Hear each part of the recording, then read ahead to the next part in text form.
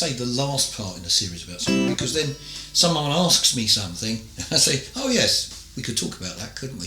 So as ever, before I go any further with this video, although I'm going to say it's the last one on major pentatonics for the moment, if there's anything at all, any questions that, you know, the chances are if I've raised a question in your head, I've probably raised it in a lot of other people's minds as well. Okay, so anything you're not sure about, anything you think I might have skimped over, anything you didn't quite get when I tried to explain it, it's arguable that's my fault. So I want to know and want to have some feedback, and then we can sort stuff out, which is great. So okay, we talked about the idea of adding a seventh to a major pentatonic. Now again, we're at great pains to avoid giving it some different name which disguises what's going on.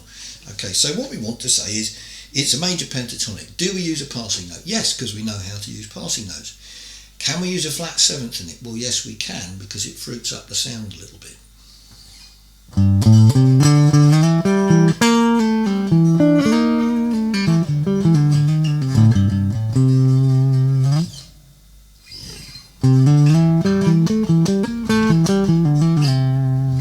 Okay.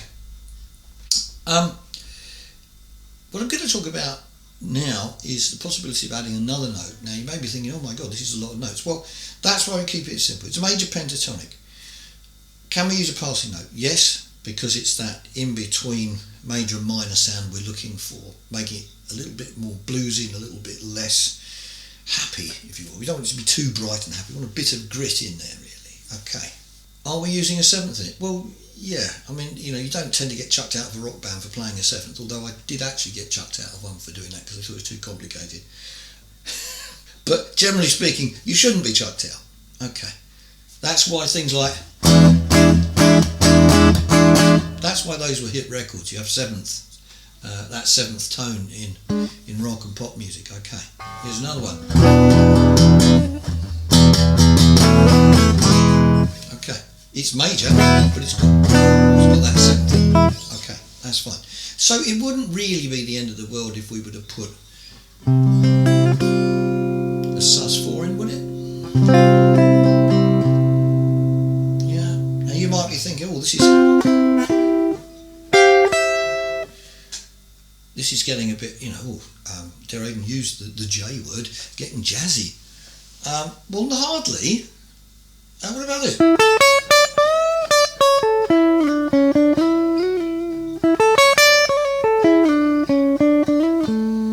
What have we got here? Sus4s everywhere. Okay. So, how's that going to work out? Well, okay, let's just take a very simple phrase here in the middle of our pentatonic.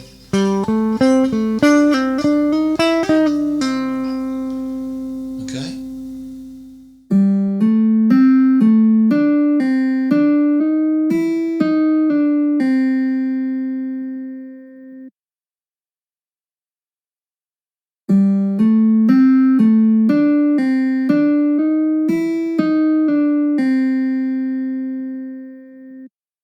Okay, now we're going to add in our sus4, which is...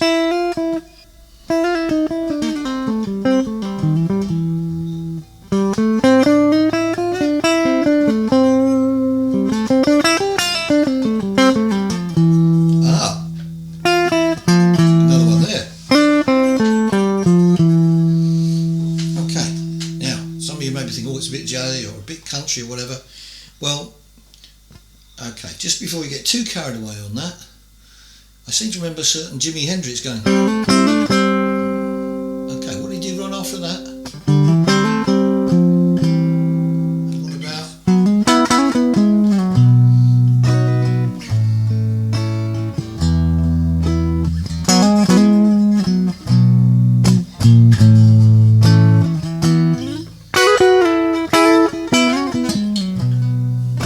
And so on and so forth. So these examples are all over the place.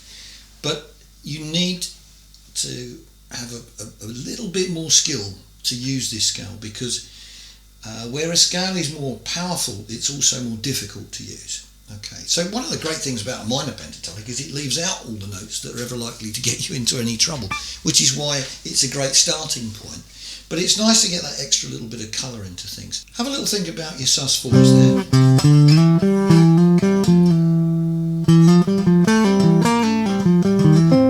Okay, so now I've got the sus4 and the 7th.